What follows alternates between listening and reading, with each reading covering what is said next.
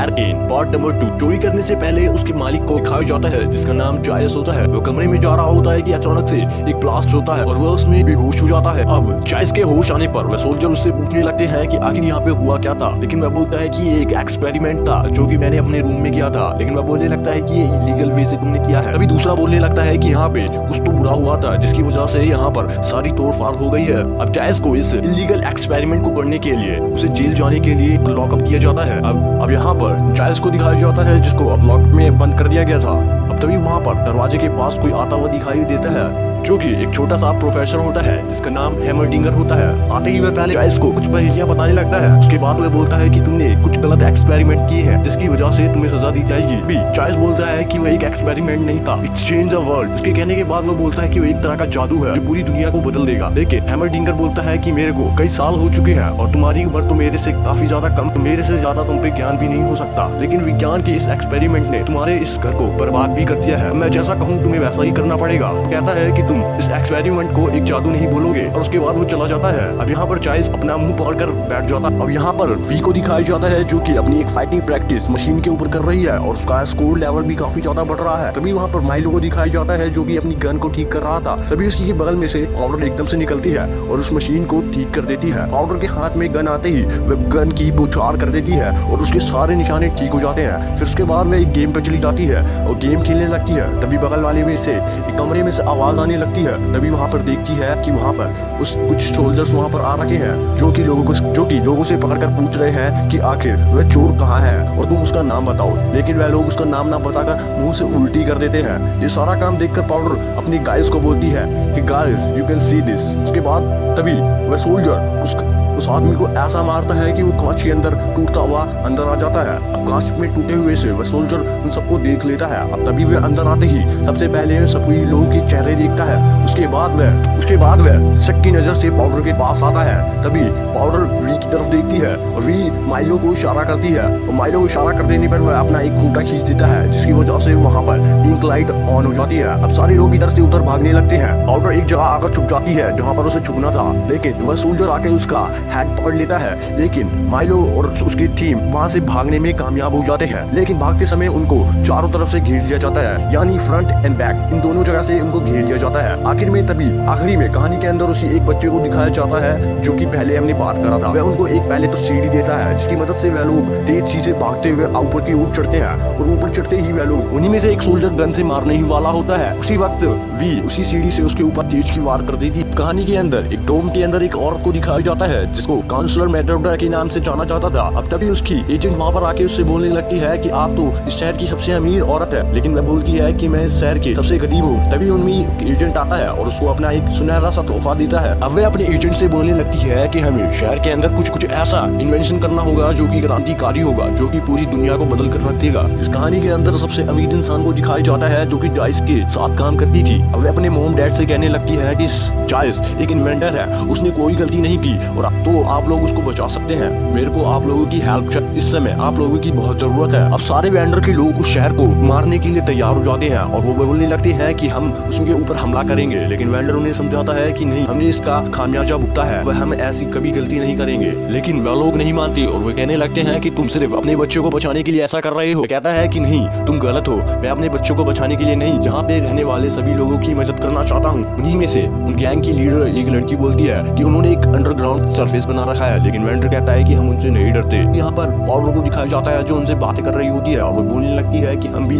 लड़के उनसे जीत सकते हैं। और पाउडर की टीम वहाँ से नीचे जाने वाली होती है। तभी वीआई को कुछ लगता है कि यहाँ पर कोई है और सच में वहाँ पर एक बच्चा होता है। वह रुक के उससे पूछने लगती है कि अगर तुम यहाँ पर क्या, और वह रुककर उससे पूछने लगती है कि तुम यहाँ पर क्यों हो। वह लड़का बताता है कि वेंडर ने एक आदमी के साथ एक डील करी थी। वो बोलती है कैसी डील। अब यहाँ पर सोल्जर के साथ जैस को दिखाया जाता है जिसे कोर्ट के अंदर पेश करना था। अब यहाँ पर कोर्ट के अंदर मैल को दिखाया जाता है जो अपने चीफ प्रोफेसर हैंक को सरप्राइज करते हैं, यानी उसका एक बर्थडे सरप्राइज करते हैं। उसके बाद यहाँ पर वो सोल्जर जैस को लेके आ जाता है। इस शहर का एक रिवाज था कि अगर कोई केस को सॉल्व कर रहे हैं तो सारे डोम के ऊपर लगे दीवारों को बंद कर दिया जाए, इसलिए वहाँ के सारे दीवार को बंद कर दिया जाता है और उसके ऊपर सिर्फ एक फ्लैश लाइट ही जलाई जाती है जिसके ऊपर वो केस सॉल्व हो रहा है, इसलिए उसके ऊपर एक फ्लैश लाइट ओपन हो जाती है। उसके बाद उससे पूछा जाता है तुमने एक इलीगल वे से एक एक्सपेरिमेंट किया था जिसकी वजह से शहर की एक इमारत में तोड़फाड़ हुई थी, क्या तुम इसको बचाने के लिए कुछ कहना चाहते हो। कहता है कि मैं मैंने मेरी गलती नहीं है। मैं जानता हूँ कि मैंने इलीगल वे से एक एक्सपेरिमेंट किया है, लेकिन मैं नहीं जानता था कि वह ऐसा आकार ले ले। तभी उन्हीं में से एक यानी वकील बोलने लगती है कि हाँ, इसने कोई गलती नहीं करी है और मैं इसे हमेशा से जानती हूँ और गारंटी भी दे सकती हूँ कि आगे से ऐसा काम नहीं करेगा। दरअसल वह उसकी मदर होती है,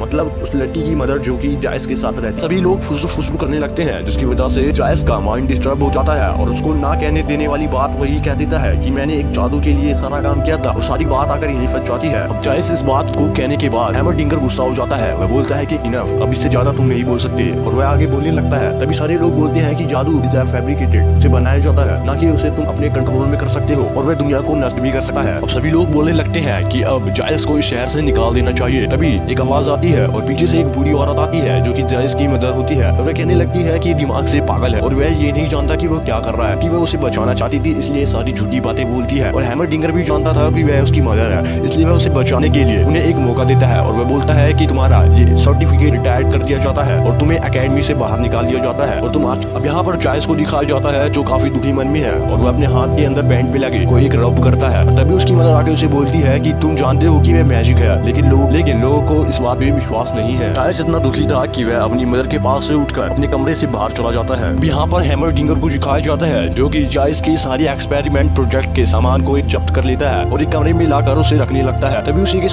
उसी के साथ रहने वाला आदमी को इस एक्सपेरिमेंट में इंटरेस्ट आने लगता है और वह चुपके से वहाँ की एक किताब को उठा लेता है। अब यहाँ पर शहर के बाहर इलीगल वे से एक्सपेरिमेंट करने वाले दूसरे लोगों को दिखाया जाता है जिनके पास एक खास तरह का केमिकल होता है जो कि वे अपने एक्सपेरिमेंट के लिए एक आदमी को वो पिला देते हैं। उसके पिलाते ही वह एक आदमी एक इंसान से मॉन्स्टर में तब्दील हो जाता है। तभी कहानी के अंदर मैजिस्ट्रेट यानी वकीलों को दिखाया जाता है जो सोल्जर्स के ऊपर काफी ज्यादा गुस्सा हो रहे हैं। वह कहने लगते हैं कि किसी भी हाल में तुम उसे पकड़ के लाओगे और वह कहने लगते हैं जो आपका हुक्म हो, हम उसे जल्द से जल्द पकड़ के ले आएंगे। अब जायस को दिखाया जाता है जो कि कैटलीन के पास वहाँ पर मदद मांगने के लिए आ जाता है, जहाँ पर कैटलीन की मदर उसे बुला लेती है और वह उसे ना मदद करने के लिए मना कर देती है। अब इसके बाद जायस को काफी ज्यादा गुस्सा आता है। अब दूसरी तरफ वह सोल्जर उन लोगों को ढूंढ रहे थे जो कि एक्सपेरिमेंट से रिलेटेड थे। तभी वेंडर के पास वही सोल्जर आके कहने लगते हैं कि तुम उन लोगों का नाम बता दो और वह उसके घर में छानबीन करने के लिए बोलते हैं, लेकिन वेंडर अपना एक की को दबा देता है जिससे वह सारे घर में बैठे लोग यानी वी की पूरी टीम अलर्ट हो जाती है और वो सोल्जर जीने से आ ही रहा होता है कि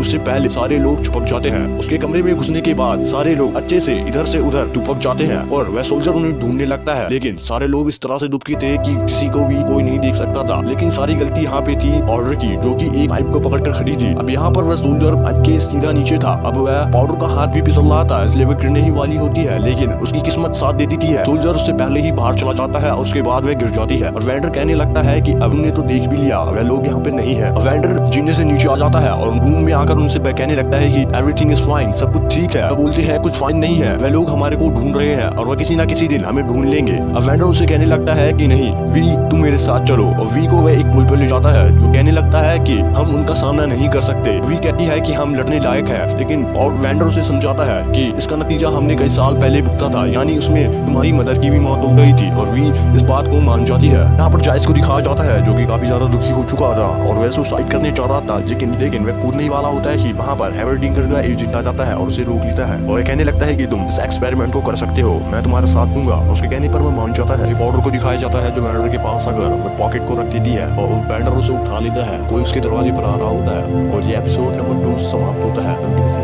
शेयर करिएगा।